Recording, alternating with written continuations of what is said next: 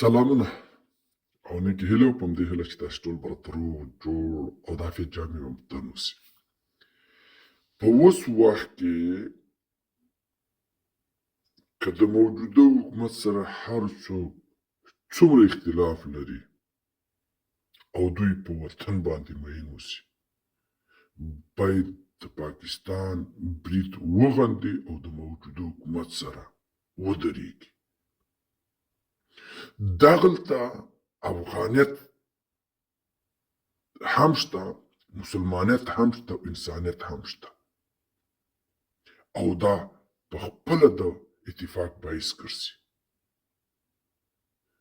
موجوده حکومت په دې باندې پوهېږي چې دا ما څه ودرېږي، دا د دې خاورې اصلي بچی دی، نو ځکه یې ننګ وکړلو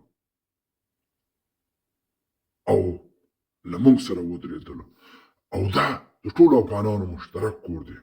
باید پرې خفه شي دا چې موږ پاکستان هیڅکله ارام نه یو پرېښی او د هر حکومت د غورځېدلو کوشش یې کړی دی او د صفر ته وړلو کوشش یې کړی دی. په دې وخت کې د پاکستان ننګ کوله یا دا کړنه ښه ګڼله، دا د افغانستان ازلي دښمن دی.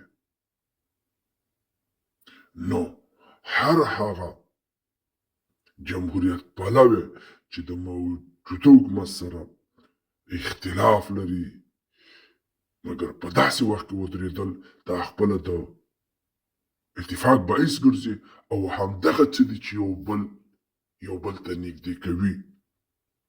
او باید موږ او تاسې ټول په دې پوه شو چې افغانان وروڼه دي، مه واره د اتفاق، موږ هیڅ بریا نشو لیدلی، مه واره د اتفاق، موږ پرمختګ نشو لیدلی. د هرې بدبختۍ نه مو همدغه اتفاق خلاصوي. که چېرته موږ یو شو زمونږه هر نوع مشکلات ختمیږي او موږ د نړۍ په سطح باندې ښه ژوند لرلی شو، هم به مو دنیا خسته و هم به مو انشاءالله آخرت. نور ماته راکړئ اجازت، پرم وسپارم. ښاد او آباد او سرلوړي او کامیاب اوسئ. د الله په امان. اتفاق او اتحاد او سرلوړي مو غواړم افغانان.